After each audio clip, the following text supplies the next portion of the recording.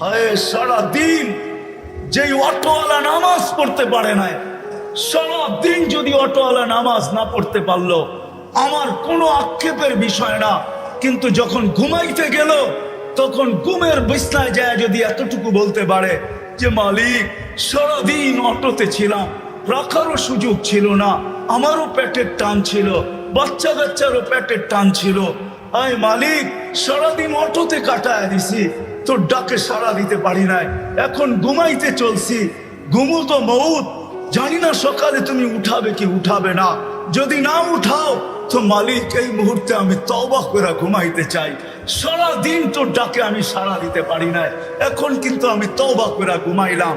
যদি ঘুমায় গেল তো কোরআন আমাকে বলে ইন্নাল্লাহা ইউহিব্বুত তাওয়াবিন, ওই ব্যক্তির তওবা আল্লাহর কাছে গ্রহণযোগ্য হবে। ইয়া কওম ইস্তাগফিরু রাব্বাকুম ইন্নাহু কানা গাফফারা, তার তওবা কবুল হবে, শুধু কবুল হবে না, সে আল্লাহর প্রিয় পাত্রদের অন্তর্ভুক্ত হবে, ওই লিস্টিতে তার নামও হবে। যদি আজকে বাইকওয়ালা সিএনজিওয়ালা সারাদিন নামাজ পড়তে পারলো না, আমার কাছে কোনো আফসোসের বিষয় নাই, যদি ঘুমানোর সময়ও যদি একটু তওবা করে ঘুমাইতো।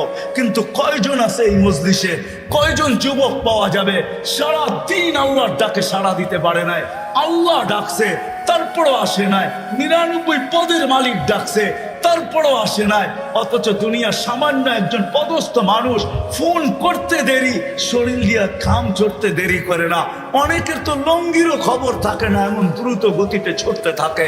99 পদের মালিক আল্লাহ ডাকছেন তারপরও তুমি আসতে পারো না। কমসে কম যদি এতটুকুও করতে, আমাদের নবীজি কোরআন নিয়ে আসছেন, ওনার উপরেই কোরআন নাজিল হয়েছে, কোরআন আমাকে শিখাইতে চাইতেছে ইন্নাল্লাহা ইউহিব্বুত তাওয়াবিন। ও বান্দা, পাঁচ বারস নাই তাতে কিছু আসে যায় না, তওবা তো করতে পারিস। হ্যাঁ বলেন, কয়জন বাইকওয়ালা তওবা করে ঘুমায়?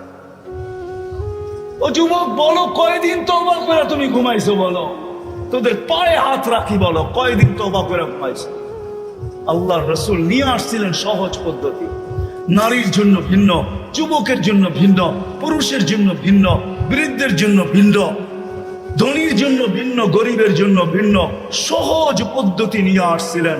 এই জন্যই তো আমি বলি, হায় সিলেটের একটা প্রবাদ বাক্য আছে, বকরি নাচে খুঁটির বলে, ঠিক না? আমাদের তো সামনেও খুঁটি, পিছেও খুঁটি। আমাদের নবীজি আল্লাহকে বলছেন আনতা রব্বুল কারীম, আলাইসা আনতা রব্বুল কারীম, আপনি কি রব্বে করিম না? আলাস্তু নবিয়্যির রহিম, আমি কি নবী রহিম না? ফাকাইফা তুযায়্যু হাযিহিল উম্মাহ বাইনাল কারীম ওয়ার রহিম, শুরুতে আপনি শেষে আমি, উম্মত জাহান্নামে চলে যাবে, আমি মনকে বুঝাবো তো বুঝাবো কি করে?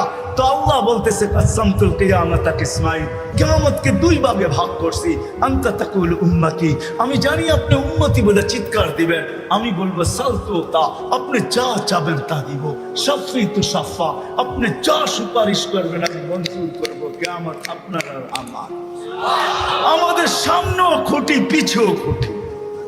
নবীর আদর্শের সবচেয়ে বড় আদর্শ যেটা ছিল মুসলমান হিসাবে, ইমান তো মাতৃউদরই আল্লাহ দিয়া দিয়েছেন, দুনিয়াতে পা রাখতে দেরি, আযান আর ইকামত কানে আসতে দেরি হয় নাই। আমি এটা বলবো না আপনাকে আপনার ভিতরে ইমান নাই, ইমান তো মার কুলের থেকেই আমরা নিয়ে আসছি, আসতে দেরি, আযান ইকামত দিতে দেরি হয় নাই।